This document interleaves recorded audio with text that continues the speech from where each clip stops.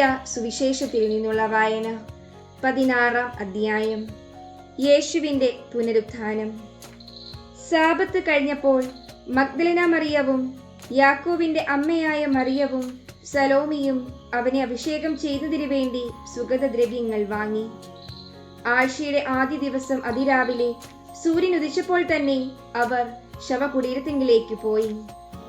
അവർ തമ്മിൽ പറഞ്ഞു, ആരാണ് നമുക്ക് വേണ്ടി ശവകുടീരത്തിന്റെ വാതിൽക്കൽ നിന്ന് കല്ല് ഉരുട്ടി മാറ്റുക?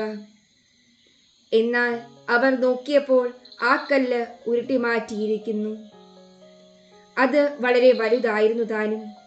അവർ ശവകുടീരത്തിനുള്ളിൽ പ്രവേശിച്ചപ്പോൾ വെള്ളവസ്ത്രം ധരിച്ച ഒരു യുവാവ് വലത്തുഭാഗത്തിരിക്കുന്നത് കണ്ടു. അവർ വിസ്മയിച്ചു പോയി. അവൻ അവരോട് പറഞ്ഞു, നിങ്ങൾ അത്ഭുതപ്പെടേണ്ട. കുരിശിൽ തറയ്ക്കപ്പെട്ട നസ്രായനായ യേശുവിനെ നിങ്ങൾ അന്വേഷിക്കുന്നു. അവൻ ഉയർപ്പിക്കപ്പെട്ടിരിക്കുന്നു. അവൻ ഇവിടെയില്ല. നോക്കൂ, അവർ അവനെ സംസ്കരിച്ച സ്ഥലം. നിങ്ങൾ പോയി അവന്റെ ശിഷ്യന്മാരോടും പത്രോസിനോടും പറയുക, അവൻ നിങ്ങൾക്ക് മുമ്പേ ഗലീലയിലേക്ക് പോകുന്നു. അവൻ നിങ്ങളോട് പറഞ്ഞിരുന്നതുപോലെ അവിടെ വെച്ച് നിങ്ങൾ അവനെ കാണും. അവർ ശവകുടീരത്തിൽ നിന്ന് പുറത്തിറങ്ങി ഓടി.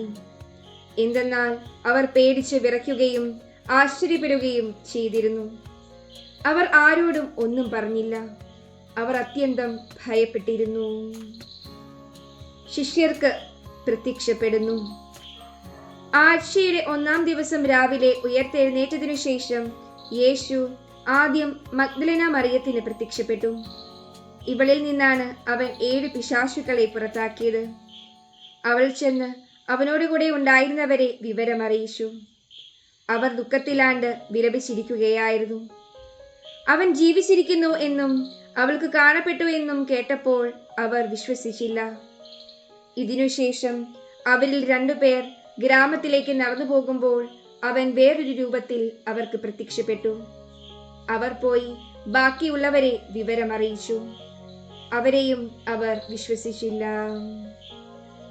ശിഷ്യഗണത്തിന് പ്രേക്ഷിത ദൗത്യം. പിന്നീട് അവർ 11 പേർ ഭക്ഷണത്തിനിരിക്കുമ്പോൾ അവൻ അവർക്ക് പ്രത്യക്ഷപ്പെട്ടു. ഉയർപ്പിക്കപ്പെട്ടതിനു ശേഷം തന്നെ കണ്ടവരെ വിശ്വസിക്കാത്തത് നിമിത്തം അവരുടെ വിശ്വാസരാഹിത്യത്തെയും ഹൃദയകാഠിന്യത്തെയും അവൻ കുറ്റപ്പെടുത്തി. അവൻ അവരോട് പറഞ്ഞു, നിങ്ങൾ ലോകമെങ്ങും പോയി എല്ലാ സൃഷ്ടികളോടും സുവിശേഷം പ്രസംഗിക്കുവിൻ. വിശ്വസിച്ച് സ്നാനം സ്വീകരിക്കുന്നവൻ രക്ഷിക്കപ്പെടും, വിശ്വസിക്കാത്തവൻ ശിക്ഷിക്കപ്പെടും. വിശ്വസിക്കുന്നവരോട് കൂടെ ഈ അടയാളങ്ങൾ ഉണ്ടായിരിക്കും.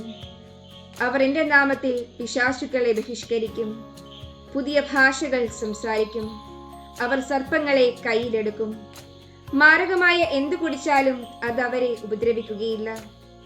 അവർ രോഗികളുടെ മേൽ കൈകൾ വയ്ക്കും, അവർ സുഖം പ്രാപിക്കുകയും ചെയ്യും.